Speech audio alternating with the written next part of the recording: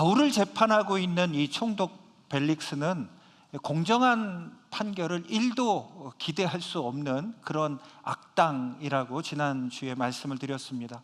그럼에도 불구하고 바울은 최선을 다해서 성심성의껏 변론을 했죠. 총독 벨릭스의 아내 드루실라가 이제 부부가 함께 바울을 수시로 불러서 그의 이야기, 바울의 얘기를 들었습니다. 그건 바울에게 관심이 있어서 그런 게 아니라 바울에게 돈을 받을까 싶어서 수시로 불러서 바울의 얘기를 들었습니다. 총독 아내 드루실라 역시 돈과 권력을 쫓았던 사람이기 때문에 전 남편을 발로 차고 재혼을 총독으로 할 정도로 탐욕스러운 여자였기 때문에 이 총독 부부는 바울을 불러서 다른 거를 바라는 게 아니라 그의 얘기를 듣기 위함이 아니라 오직 돈을 받기 위해서 바울의 얘기를 들었습니다. 그런 그들에게 바울이 얘기한 건 딱 3가지로 요약할 수 있죠. 25절에 보면 의와 절제, 그리고 심판, 장차 오는 심판, 이 3가지를 얘기를 했습니다. 지금 바울의 이 이야기를 듣고 있는 총독 부부가 어떤 부부라고요? 돈이 되는 일이라면 사람도 죽일 수 있는, 실제로 사람도 죽였고 암살도 했고 그런 것들을 서슴없이 행했던 아주 불의한 그러한 사람들입니다. 이런 완악하고 불의한 사람이 바울이 지금 하고 있는 의에 대한 이야기를 귀뚱으로라도 듣고 있을까요? 또 총독은 어떤 자리입니까? 유대 전 지역을 관할하는 최고 통수권자예요. 최고의 권력을 가지고 있는 사람입니다. 그 지역의 모든 전권을 쥐고 있는 사람이잖아요. 그래서 황제가 그 지역에 총독을 보낼 때는 가장 신이 많은 사람을 보냅니다. 그렇기 때문에 그 총독은 이미 부와 권력을 다 가지고 있었던 사람입니다. 그런데 바울에게 지금 어이없게도 뭔가 더 돈을 받고자, 뭔가 더 뇌물을 받고자 수시로 바울을 부르고 있을 정도로 이들 부부는 절제할 수 없는 탐욕에 가득 차 있는 그런 부부입니다. 이런 사람들에게 과연 바울이 지금 하는 얘기, 절제에 대한 그 절제가 귀에 들어올까요?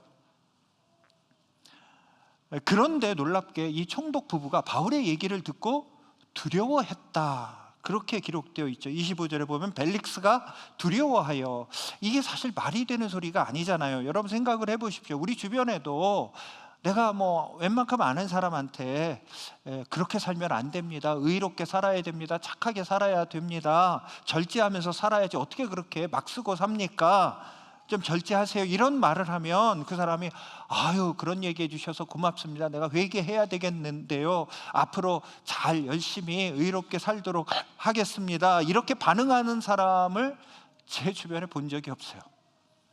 그런데 악한 사람에게 그 얘기를 했다, 더더욱 그 사람이 그런 반응을 보일 이유가 없죠. 그렇다면 총독 부부가 도대체 두려워하는 이유가 도대체 어디에 있었을까요?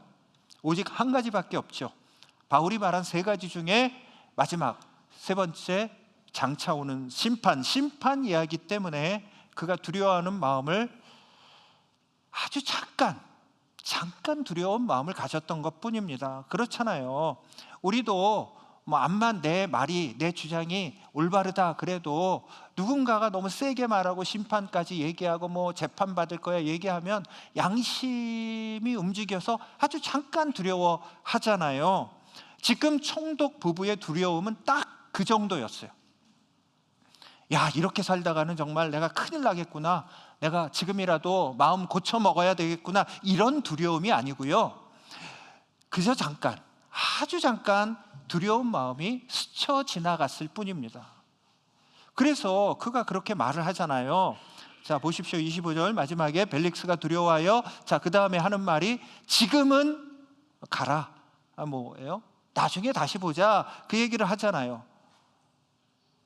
지금 너무 두려우면 지금 내가 어떻게 하면 좋겠는가, 내가 어떻게 하면 새 사람이 될 수 있는가, 이런 반응이 나와야 되는데 지금은 됐다, 다음에 더 얘기하자, 나중에 보자, 그러면서 돌려보냅니다. 이런 반응은 사실 악당 벨릭스 부부에게서만 보이는 반응이 아니고요. 예수 믿는 우리들도 이런 반응을 가지고 있죠. 우리가 신앙생활을 한다고 하면서도 자꾸 신앙생활 속에서 넘어지고 실패하는 이유를 한 가지 찾는다면 우리도 이런 마음이 있기 때문에 자꾸 신앙생활을 하면서 실패하는 겁니다. 하나님 말씀 앞에서 우리가 두려움을 갖잖아요. 내가 이래서는 안 되겠다 회개하잖아요. 때때로는 어느 때는 예배드리다가 가슴을 치면서 주님 내가 죄인입니다 그렇게 회개할 정도로 우리가 하나님 앞에 무릎을 꿇잖아요. 그런데 뭐예요? 문제는 그것뿐이잖아요. 그 다음에 우리의 삶이 바뀌어지는 게 별로 없어요. 왜 그렇죠? 벨릭스처럼 지금은 잠시 그런 생각을 하는, 그리고 나중에 보자 이거예요. 왜 그런 생각을 하죠? 오늘 이 심판에 대해서 번역을 어떻게 했느냐 하면 한국어 성경에도 장차 오는 심판이라고 얘기를 해요. 우리는 심판에 대한 성경의 얘기를 들을 때 항상 지금 당장 심판받는 것이 아니라 종말에 있을 심판으로 이해를 해요. 그러니까 멀리 심판이 있다 보니까 지금은 뭐 됐다 이거죠. 나중에 생각하자, 그런 식으로 우리가 넘어가는 겁니다. 그런데 이 장차 오는이라는 이 헬라 원어는 멜로라는 말인데, 이 멜로라는 이 헬라 말은 임박한이라고 번역하는 게 더 맞아요. 그리고 그 임박한이라는 그 시간상의 개념이 이미 시작되었다라는 그런 의미까지도 함축되어 있는 말입니다. 그런데도 우리가 왜 자꾸 이런 번역들을 하고 심판이라는 말을 우리가 평상시에 받아들일 때 멀리 있는 심판으로 우리가 자꾸 그런 생각을 하는가 하면, 우리가 가지고 있는 하나님에 대한 개념 때문에 그래요. 우리가 가지고 있는 하나님에 대한 이미지, 신개념이라고 얘기하죠. 하나님에 대한 이미지 때문에 그렇습니다. 우리가 어떠한 하나님의 개념, 어떠한 하나님의 이미지를 가지고 신앙생활을 하는가를 알아보기 위해서는 우리가 기도가 응답되지 않을 때 우리가 어떤 반응을 보이는가를 한번 여러분 생각을 해보십시오. 우리는 대부분 그렇지 않습니까? 기도가 응답되지 않을 때 우리는 가장 먼저 무슨 생각이 떠오르죠? 내가 지금 뭔가 믿음이 부족해서 그런 거 아닌가? 혹은 내가 뭔가 잘못하거나 죄를 범해서 응답받지 못하는 것 아닌가? 그런 생각을 해요. 심지어는 하나님의 다른 뜻이 있나? 하나님의 큰 뜻이 또 다른 게 있나? 그런 생각을 합니다. 그러면서 뭔가 내가 하나님의 뜻을 찾아서 내가 믿음을 강화해서 그 다음에 기도하면 하나님의 응답하실 거야, 이런 생각을 해요. 고민을 한단 말입니다. 근데 동시에 우리 마음 깊은 곳에 자리 잡고 있는 또 한 가지의 생각이 있죠. 우리가 두려워서 쉽게 꺼내서 말로 내뱉지는 못하지만 기도가 그렇게 응답받지 않을 때 우리 마음 깊숙한 곳에 한 가지 또 다른 마음 하나가 있잖아요. 그게 뭐예요? 하나님이 진짜 계시나? 라는 의심이 싹트기 시작하죠. 다만 이걸 내 입 밖으로 꺼내기는 두려워요. 내가 여지까지 신앙생활을 1, 2년 한 것도 아니고 10년 이상 했는데 그런 내 입에서 그런 말이 나오는 순간 내가 마치 믿음 없는 사람처럼 보이는 것 같아서 꾹꾹 누르고 우리는 계속해서 더 열심히 기도해야 되겠다, 더 열심히 예배드려야 되겠다, 그런 생각을 가지면서 또 예배의 자리로 나와요. 또 기도의 자리로 나가요. 그런데 또 응답받지 못하면 내가 믿음이 없어서 그런가 보다 또 고민을 해요. 그리고 다시 또 열심을 가지고 기도해야지 하고 기도의 자리로 갔다가 또 낙심하고 또 믿음이 없나 좌절하고 다람쥐 쳇바퀴 돌듯이 매번 그러한 생각 속에 우리가 신앙생활을 한단 말이에요. 왜 이렇게 신앙생활을 하죠? 자꾸 우리는 믿음의 문제라고만 생각을 하는 거예요. 이건 믿음의 문제라기보다는 우리가 가지고 있는 하나님에 대한 이미지, 하나님에 대한 개념이 무엇인지를 정확하게 짚을 수 있을 때만 이 문제를 해결할 수 있어요. 좀 딱딱할 수 있겠지만 오늘 이 시간은 좀 신학적인 용어를 여러분들한테 한 가지 소개하도록 하겠습니다. 초자연적 유신론이라는 그런 신학적인 용어가 있습니다. 이 용어가 여러분들에게 낯설게 느껴지지만 사실 대부분 우리들이 이런 하나님에 대한 이미지를 가지고 현재 신앙생활을 대부분이 하고 있습니다. 쉽게 말하면 뭐냐면 하나님이 이 세계 밖에 초월해서 계신다라는 그런 거예요. 저 하늘 위에 계셔서 우리가 기도할 때 하나님께서 저 하늘에서 들으시고 응답하시는 그런 인격적인 분으로 우리가 그렇게 하나님을 생각합니다.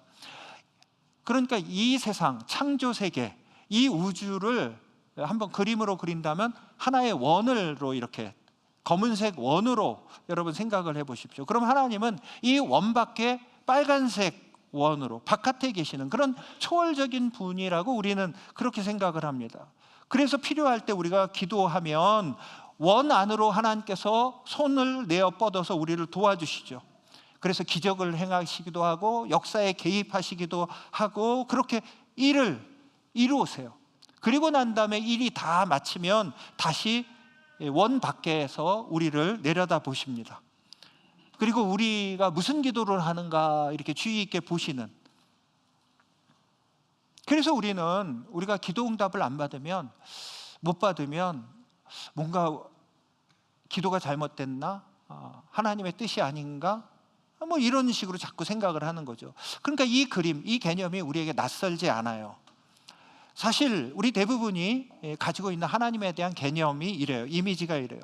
그래서 우리는 표현할 때 어떤 표현을 많이 해요? 전지전능하신 하나님, 우주를 창조하신 하나님, 역사를 주관하시는 하나님, 저 높은 곳에 계신 하나님, 이런 이미지들이 다 언어들, 표현들이 다 초자연적 유신론 이미지를 가지고 있을 때 이런 언어적인 표현을 하게 되어 있는 거죠.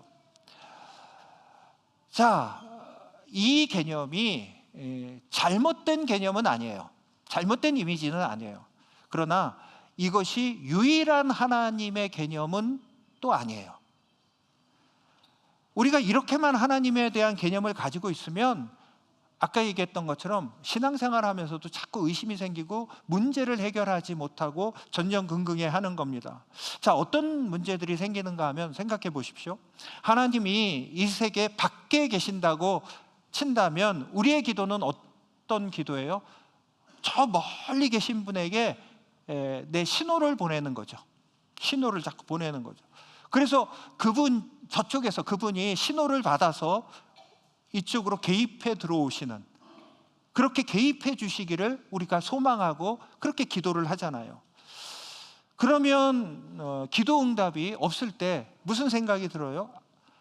내 신호가 저쪽에 안 닿고 있는 건가? 내 신호를 좀 세게 보내야 되나? 혹은 신호가 닿았는데도 저쪽에서 거절하고 있는 건가?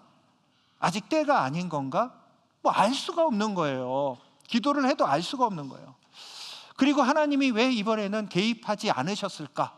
그걸 해결하기 위해서 막 고민하면서 온갖 이유를 만들어냅니다. 그 이유를 만들어내는 게 그거잖아요. 믿음이 부족해서, 뭐 죄가 있어서, 하나님이 더 큰 뜻이 있는가벼, 뭐 이런 식으로 고민하면서 우리의 믿음을 자꾸 의심을 해요. 그래서 믿음을 강화하는 쪽이 어떤 건가 고민을 하면서 어떻게 믿음을 강화하기 위해서 이 무전기를 고쳐야 되나, 뭐 새로 바꿔야 되는가, 막 그런 생각을 하는 거죠.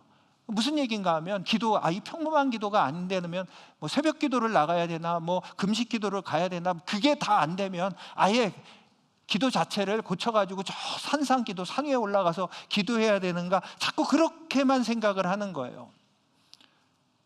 너무 힘이 드는 거죠. 하면 할수록 힘이 드는 거죠. 더 심각한 문제가 있어요. 고통에 찾아왔을 때 더 심각한 문제가 생깁니다. 예를 들어서 자녀가 암에 걸렸어요. 부모로서 우리가 어떻게 해요? 밤새 기도하죠. 부모만 밤새 기도합니까? 교회에다 알려서 교회와 함께 더불어 기도를 합니다. 그런데 이 아이가 죽었어요. 이 상황에서 초자연적 유신론이 가리키는 하나님의 이미지, 하나님의 존재는 어떤 존재가 되는 거예요? 두 가지 선택지밖에 없죠. 하나는 이 상황을 막을 수 있었는데 막지 않으신 거라든지, 두 번째는 뭐예요? 아예 막을 수 없으셨던 거 아닌가? 이 두 가지 답밖에 없잖아요. 그렇다면 전자, 막을 수 있었는데 막지 못하신 하나님은 그건 선하신 하나님이 아니죠. 후자는 막지 못하셨다면 그건 전능하신 하나님이 아니신 겁니다. 그래서 오랜 신학적인 전통 속에서 이 문제가 난제처럼 고민된 문제로 우리 가운데 제시된 게 있어요. 그게 뭐죠? 악의 문제, 고통의 문제. 보통 이제 신학적인 용어로 신정론이라고 얘기합니다. 신정론 뭐죠? 하나님이 다스리고 있는데 왜 이 세상에는 악이 존재하는가? 그게 신정론의 문제잖아요. 초월적인, 초자연적인 유신론은 이것에 대해서 답을 주지를 못해요. 전능하고 선하신 하나님이 왜 이 세계 안에 고통을 만드시고 고통을 허락하고 계시는가? 전능하고 선하신 하나님, 왜 고통을 막지 아니하시는가? 이 질문에 계속적으로 고민을 하는 거예요. 그것은 하나님을 자꾸 저 바깥에 놓고 있기 때문에 그래요. 이 세계 안에 일어나는 고통은 그렇게 되면 하나님이 부재, 하나님이 없거나 아니면 하나님이 모르는 척 묵인하고 있기 때문에 이 두 가지 답밖에는 내놓을 수가 없는 거죠. 그래서 우리의 신앙이 흔들리는 거예요. 의심이 드는 겁니다. 초월적 유신론으로는 극복할 수 없는 것들이 있어요. 그래서 우리는 이 시간 또 다른 하나님의 이미지, 개념을 우리가 함께 가지고 있어야만 됩니다. 이 개념은 초월적 유신론보다 사실 더 오래 전부터 있었던 그런 개념입니다. 다만 역사적으로 계몽주의 시대가 있잖아요. 계몽주의 시대 이후에 이 초월적 유신론에 대해서 교회가 굉장히 지금 현대까지 강조하다 보니까 우리가 이걸 잊어버리고 있을 뿐이에요. 그것은 범재신론이라는 개념이에요. 범신론이 아니에요. 범신론이라고 여러분 혼동하시면 안 돼요. 범신론은 뭐죠? 하나님이 세계고 세계가 하나님이고 만물이 하나님이고 만물이 또 하나님이 만물이고, 그래서 강도 하나님이고 산도 하나님이고 바위도 신이 될 수 있고, 그게 범신론이잖아요. 그런 범신론하고는 달라요. 범죄신론은 영어로 페넨테이즘 해서 펜 모두, 엔 안에, 그 다음에 데우스 하나님이라는, 세상 만물이 하나님 안에 있다라는 그런 거예요. 하나님이 곧 세상 만물이라는 게 아니고요, 세상 만물, 온 세계가 하나님 안에 있다라는 그런, 그래서 그림을 한 번 더 그려보면, 원을 그려봅니다. 검은색 원이 세상이에요. 만물이에요. 근데 그 바깥에 하나님께서 그걸 품고 감싸고 계세요. 만물이 하나님 안에 있는 거죠. 하나님은 이 세상보다 크시지만 이 세상을 품고 함께 있어요. 이 세상 안에 스며들어 계십니다. 그래서 물과 스펀지를 예를 들어 볼 수 있죠. 물에 스펀지가 빠져들어갑니다. 그러면은 스펀지 안에도 물이 있고 스펀지 밖에도 물이 있는 거예요. 범재신론의 하나님은 이와 같은 하나님이에요. 온 세계 안에 하나님, 온 세계가 하나님 안에 있고 하나님이 온 세계 안에 계시는 거죠. 하나님이 세계는 아니에요. 그러나 세계가 하나님 밖에 있지도 않은 거예요. 하나님 안에 세계가 존재하는 겁니다. 이게 무슨 말인지 조금 더 구체적으로 예를 들면 이런 거예요. 초자연적 유신론의 하나님은 멀리 계신, 초월적인 계신 분, 우주 너머 하늘에 계신 분이에요. 그래서 우리가 기도할 때 자꾸 신호를 보내야 되는 거죠. 그런 거리에 계신 분이에요. 그래서 그분이 개입할 때 이쪽으로 오시는 거죠. 역사하러. 그러나 범재신론의 하나님은 이미 여기 계세요. 이 세계 안에, 이 지금 현실 안에, 그리고 나의 이 존재 안에 지금 함께 계시는 거예요. 그래서 하나님은 저 멀리 계셔서 응답할 때만 개입하시는 분이 아니라 모든 존재와 모든 실제의 근거가 되셔요. 그 토대가 되고 계세요. 지금 이 순간에도 여기 계셔서 우리 안에 계십니다. 그러면 우리의 기도가 달라지어져. 어떻게 달라질까요? 초자연적 유신론의 이미지만 가지고 있으면 기도는 저 멀리 계신 분에게 신호를 보내는 거예요. 그래서 자꾸 뭔가 다르게 무전기를 고칠 생각만 하는 거예요.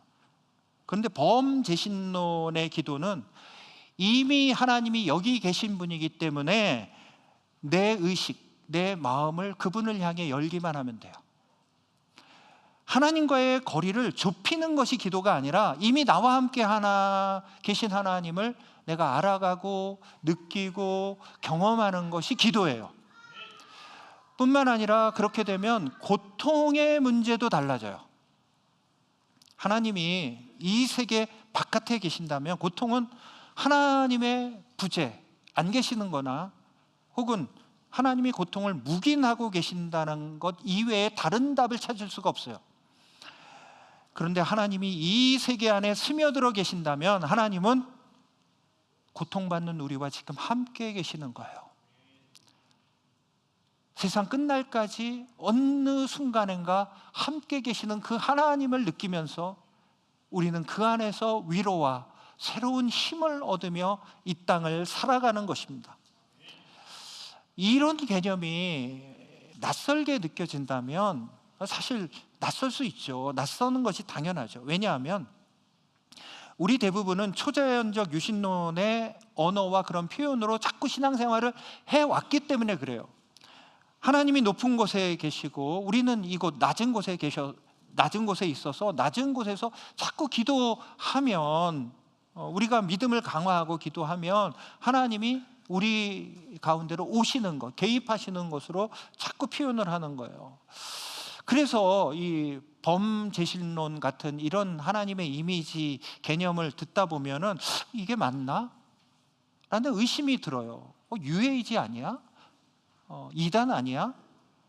그거 범신론 아니야? 범신론하고 자꾸 혼동해요. 아니요, 그렇지 않습니다.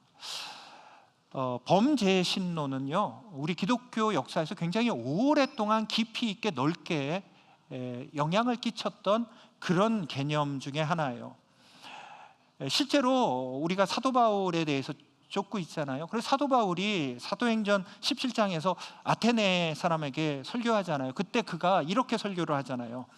우리가 그를 하나님을 힘입어 살며 기도하며 존재하는, 우리가 그 안에 있어서 하나님 안에서 살고 있고 움직이고 있고 존재하고 있다. 하나님을 바울이 그렇게 표현을 하고 있는 거예요. 이것은 초자연적 유신론적인 표현이 아니에요. 그런 언어가 아니에요. 하나님 안에 우리가 있고 하나님은 우리 모든 존재의 토대가 되고 있다, 힘이 되고 있다. 범제신론적인 그런 표현이에요. 이런 표현은 그 중세의 4세기에 굉장히 신학적으로 영향력을 끼쳤던 사람 중에 어거스틴이라고, 여러분 들어보셨을 거예요. 어거스틴이라는 유명한 신학자가 있죠. 이 사람이 사실 하나님 앞에 헌신하기 전에 방탕한 생활을 했어요. 그래서 어머니 모니카가 기도를 해서 그가 회심하고 돌아와서 하나님 앞에 자신의 삶을 드렸던 것을 우리가 많은 이야기를 들어서 알고 있습니다. 이 어거스틴이 이런 유명한 말을 했습니다. 하나님을 향하여 당신은 내 안에 계셨는데 나는 밖에서 하나님을 찾고 있었습니다. 그런 고백을 해요. 하나님을 바깥 어딘가에서 찾고 있었는데 알고 보니까 사실 하나님이 이미 내 안에 계셨다라고 그가 고백록에서, 유명한 그의 책 고백록에서 실제로 고백을 해요. 이렇게 범제신론은 역사 속에서 면면이 흘러온 그런 신학적인 하나의 흐름이에요. 저 멀리 계신 하나님이 우리가 기도할 때만 우리의 기도를 들어주시는 것이 아니고, 예배할 때만 우리를 만나주시는 것이 아니고요, 이미 우리의 모든 일상, 하루하루, 오늘 매 순간에 나와 함께 계시고 또 동행하고 계신다라는 그 하나님에 대한 이미지, 우리가 신앙이 초신자일 때는 이것을 알아채는 감각을 잃었을 뿐이지 그 임재 자체는 사실 계속 그때도 함께 계시는 거예요. 이쯤 되면 우리가 좀 이런 질문을 할 수 있잖아요. 어느 쪽이 맞는 하나님인가? 이런 질문을 할 수 있습니다. 초자연적 유신론이 맞는가? 범재신론이 맞는가? 근데 그런 질문 자체가 우문이에요. 어리석은 질문이에요. 그런 질문이 아니라 우리가 해야 되는 질문은 뭐냐면, 어느 쪽이 우리의 신앙의 깊이를 더할 수 있는 하나님의 개념인가? 우리의 삶의 깊이를 더 깊게 할 수 있는 하나님의 개념은 무엇인가를 우리가 질문해야 되는 거예요. 어떤 때는 초자연적인 유신론이 우리의 삶과 신앙을 깊이 있게 만들고요, 어떤 때는 범재신론이 우리의 신앙과 삶을 더 깊이 있게 만들어주기 때문에 그렇습니다. 초자연적 유신론이 가리키는 그 하나님의 이미지, 그 개념은요, 사실 계몽주의 시대 이후에 무슨 일이 벌어지죠? 계몽주의로 말미암아 과학과 종교가 계속 충돌을 일으키잖아요. 왜 충돌을 일으킵니까? 과학이 세상에 있는 모든 현상들을 설명을 하기 시작하잖아요. 증명해 보이기 시작하잖아요. 인과 법칙에 의해서 증명해내기 시작하잖아요. 그런데 종교, 신앙의 부분은 과학이 증명을 하지 못하는 거예요. 인과 법칙으로 증명을 하지 못하는 거예요. 그러다 보니까 신앙을 인과 법칙으로, 과학으로 설명을 못하니까는 종교를 어느 쪽으로 내보내요? 자꾸 세상 바깥, 초월적인 세계로 밀어넣는 거예요. 하나님도 함께 밀어넣는 겁니다. 그래서 초월적인 세계 속에서만, 뭔가 신비적인 세계 속에서만 신앙을 증명할 수 있고 신앙을 설명할 수 있다라고 그렇게 생각을 하고, 교회도 역시 그렇게 머물기 시작한 겁니다. 그래서 예외적인 사건들, 기적적인 사건들, 신비적인 사건들로만 신앙을 설명하려고 그래요. 그래서 기적이 없는 일상적인 평범한 일상에서는 하나님을 보지 못해요. 만나지도 못해요. 하나님을 느낄 수가 없는 거예요. 그래서 우리는 자꾸 신앙생활을 어떻게 해요? 뭔가 더 센 믿음을 갖기 위해서 애를 쓰죠. 센 믿음을 갖기 위해서 금식도 하고 뭐 어떤 산기도도 가고 자꾸 뭔가 기도를 강화시키는 쪽으로만 신앙생활을 하려고 하는 겁니다. 그리고 응답이 없으면 뭔가 내가 아직도 부족한가? 기도가 부족한가? 믿음이 부족한가? 그런 쪽으로만 생각하는 거예요. 근데 여기에 문제점은 뭐예요? 나는 원래 이 땅에 살고 있는 존재인데, 일상을 살아가야 되는 존재인데 신앙생활을 하면서 자꾸 나를 어느 쪽으로 보내요? 초월적인 세계로 나를 자꾸 저쪽으로 가야지만 신앙이 좋은 것으로, 그렇게 신앙생활을 끌고 가더란 말이에요. 그래서 뭔가 일상을 살아가는 사람은 믿음이 없는 사람처럼 보이고, 뭔가 일상을 벗어나가지고 신비적인 것들을 체험하고 그쪽 세계에 가 있는 것처럼 보이는 사람은 항상 믿음이 좋은 사람으로 착각을 하도록 만드는 거예요. 지금 오늘 여기서 하나님과 동행하는 것이 별로 중요하게 생각되지 않으니까 자꾸 우리는 먼 미래에 있을 심판, 종말에 다가올 심판만을 소망하면서 신앙생활을 하려고 하는 거예요. 그러니까 우리도 심판 얘기를 들으면 그냥 잠시 두려워할 뿐이에요. 지금은 됐다 이거죠. 나중에 보자, 그런 얘기를 하는 거예요. 그렇게 말하고 신앙생활하고 있는 우리들이나 여기 악당이라고 우리가 봤던 이 벨릭스 부부와 뭐가 다를 게 있어요? 다를 게 없어요. 똑같은 생각과 똑같은 가치관과 똑같은 삶의 태도를 가지고 있는 거예요. 지금은 됐다, 나중에 보자. 지금 우리 성도님들이 휴가를 끝내고 이제 돌아오신 분들이 이제 많아졌어요. 이제 이번 주부터 이제 거의 다 돌아오시는 쪽으로 되는 것 같은데, 여러분들은 휴가 때 좋은 곳 다 다녀오셨잖아요. 뭐 리조트도 좋은 곳 가서 쉬시고 오시고, 뭐 해외나 국내나 5성급 호텔 이런 데서 며칠 푹 쉬다가 이렇게 오시잖아요. 근데 재밌는 것은 우리가 그러고 이제 집에 딱 현관문에 들어서자마자 우리 모두가 공통적으로 대부분 하는 말이 뭐죠? 야, 집이 좋다. 그런 말 우리가 다 하잖아요. 근데 여러분, 그런 말을 내뱉으면서 이상하지 않습니까? 사실 호텔이 객관적으로 훨씬 좋죠. 훨씬 좋죠. 뭐가 그렇게 좋아요? 맨날 깨끗하게 침구도 갈아주죠. 뭐 물도 갖다 주죠. 수건 무제한으로 그냥 달라는 대로 다 주죠. 청소도 해주죠. 밥도 해줘요. 얼마나 편리해요. 호텔에 있으면 너무너무 편리하지 않아요? 그런데 왜 그 좋은 곳을 두고 어질러진 내 집 현관문을 들었으면서 야, 집이 좋아, 역시 집이 최고야, 그런 말을 도대체 왜 하는 걸까요? 아무리 호텔과 리조트가 편리해도 그건 어디예요? 숙소일 뿐이죠. 우리가 숙소라고 해요. 집이 아닌 거예요. 우리가 보통 숙소와 집을 무심코 혼동해서 이 단어들을 사용하고 있는데, 집과 숙소는 전혀 다른 공간이죠. 다른 개념을 가지고 있죠. 어떤 다른 개념이 가지고 있습니까? 이런 겁니다. 지금 터키라고 부르고 있는 그 나라의 아나톨리아 지역의 넓은 평원에 고고학적으로 이렇게 발굴되어진 것들이 확립되었는데, 그 지역에 기원전 7,400년, 그러니까 지금부터 9,000년 전에 엄청난 마을이 하나 세워졌어요. 그 마을이 무려 1,400년 동안이나 지속되었던 마을이라고 얘기합니다. 그래서 한창 때에는 저 마을에 8,000명이 모여 살았다라고 얘기합니다. 근데 특별한 것은 집을 짓고 사는데 그 마을에는 골목도 없고 거리도 없어요. 대문도 없어요. 집을 지을 때 저기 사진에 보이는 것처럼 다닥다닥다닥 다 벽을 연이어 붙여가지고 집을 지은 거예요. 벌집 만들듯이.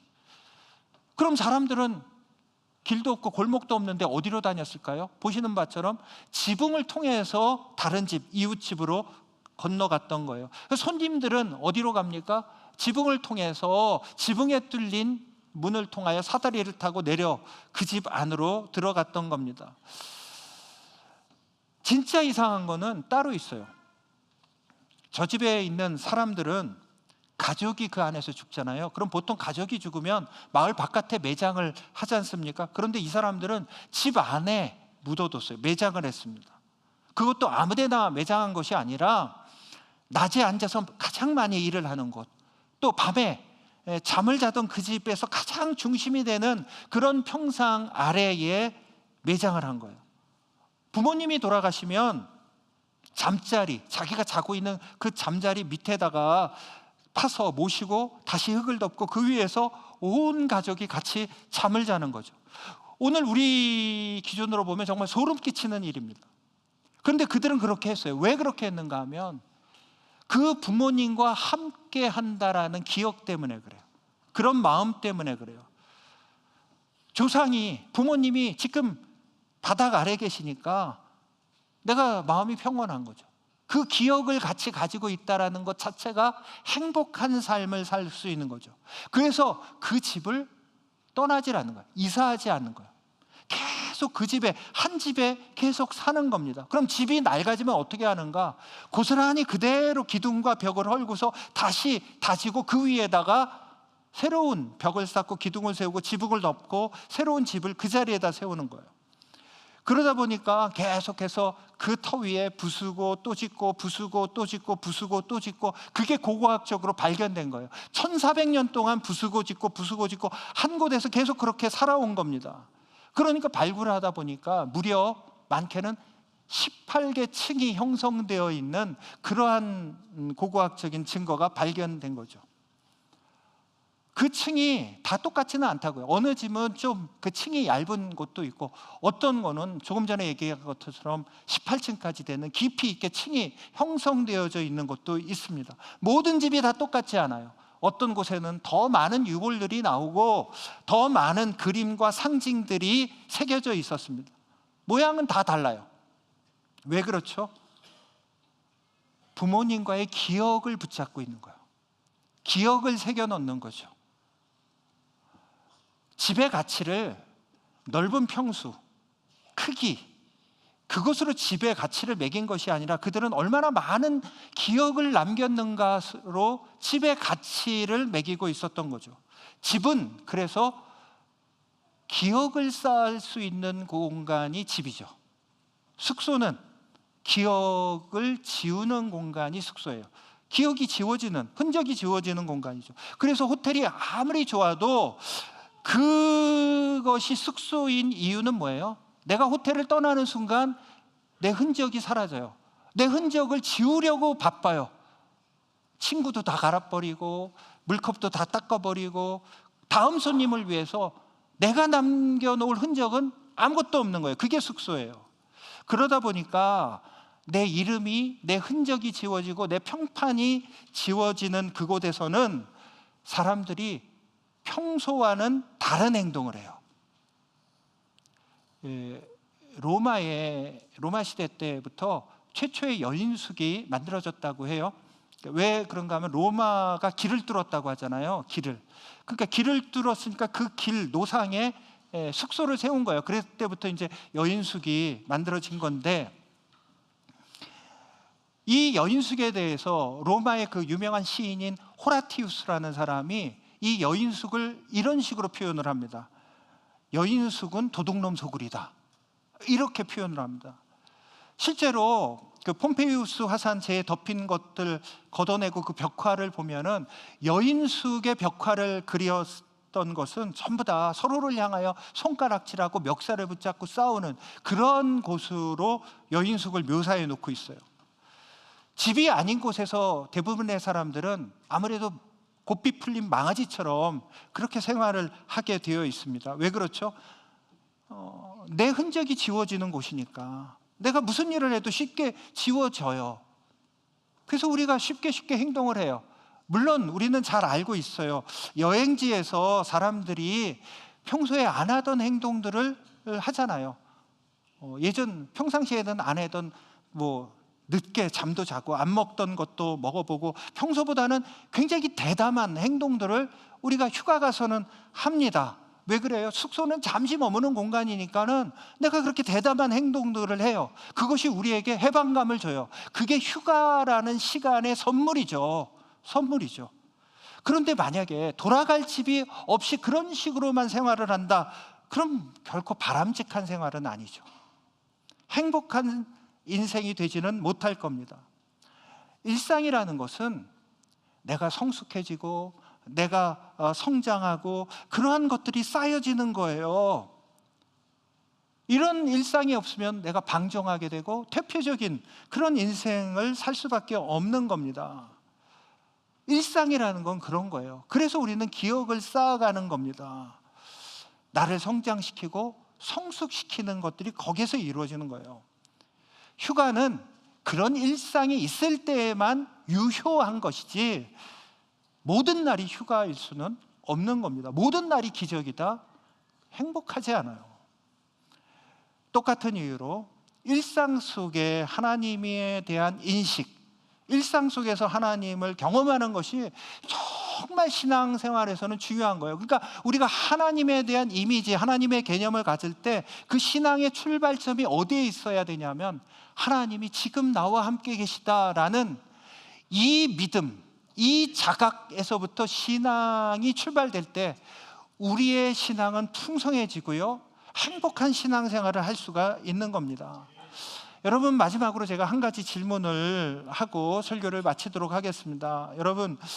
여러분들은 오늘 이 아침에 잠에서 깼을 때 여러분 주변에 하나님이 계셨나요? 여러분들이 그것을 알아챘느냐 못 알아챘느냐는 다른 문제예요.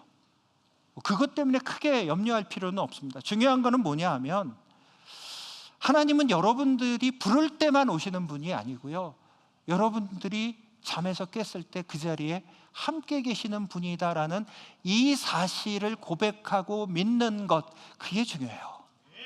내가 알아채고 못 알아채고 그것은요, 그 다음에 신앙이 쌓이면서 내가 느끼고 경험해가고 알아가는 거예요. 근데 내가 그런 하나님의 이미지, 범재신론적인 지금 하나님이 나와 함께 계시다는 것을 내가 고백하지 못하고 믿지 못한다면 신앙이 가난해질 수밖에 없는 거예요. 그래서 심판에 대한 얘기를 들어도 그냥 잠시 스쳐 지나가는 것으로 두려워하고 스쳐 지나가는 것으로 회개할 뿐인 겁니다. 여전히 안 믿는 세상 사람들과 다를 바 없는 그러한 생활을 할 수밖에 없는 겁니다. 하나님은 여기 계십니다. 여러분, 오늘 심지 않으면 내일 거둘 수 있는 것은 없어요. 오늘 그 하나님과 동행하는 우리 모두가 되기를 주님의 이름으로 권면드립니다. 아멘. 우리 찬양하며 나갑니다. 찬양 가사가 그래요. 주님, 내 길을 잘 아시고 내 걸음을 아십니다. 어떻게 아세요? 지금 함께 하시니까, 나와 함께 계시니까. 그런데 내가 그 하나님을 알아채지 못하고 내가 어디로 가야 될지, 어떻게 섬겨야 될지 때때로 헤매요.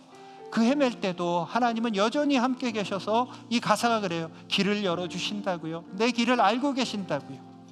우리가 이 고백하면서 그 하나님을 더 느끼며 경험하는 신앙생활 하도록 우리 찬양하며 나가겠습니다.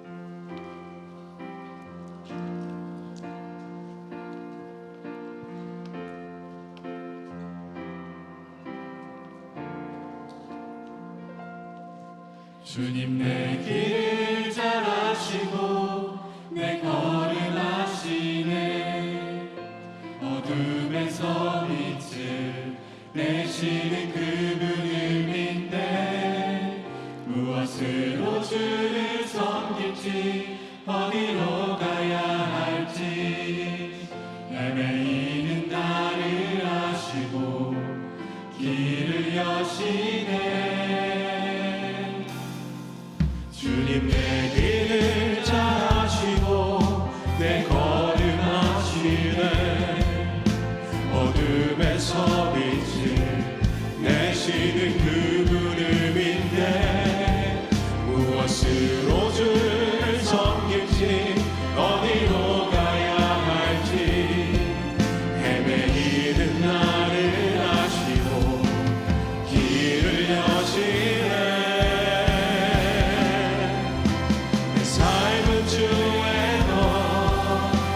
삶은 주의 것, 온전한 신뢰를 주께 드리네. 보이지 않아도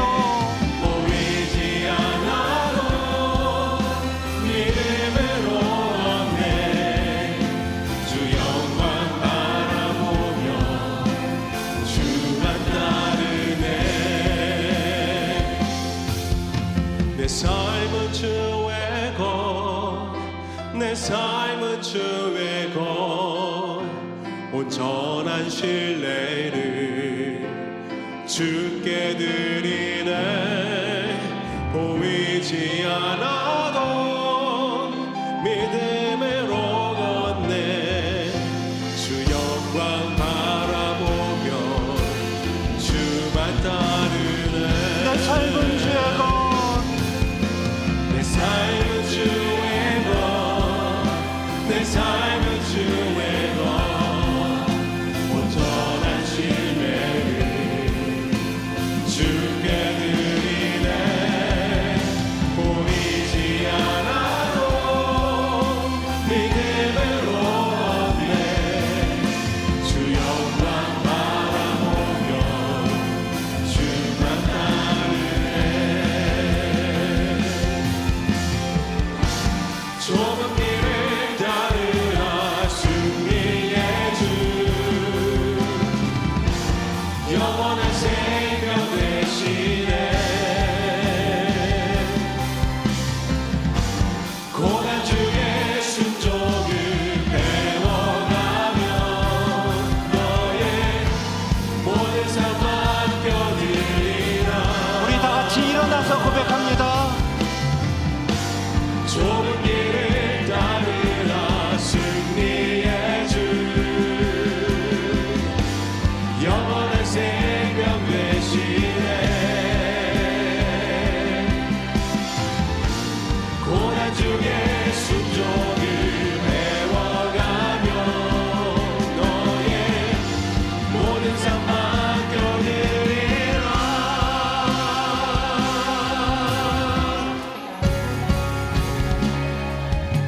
내 삶은 주의 것, 내 삶은 주의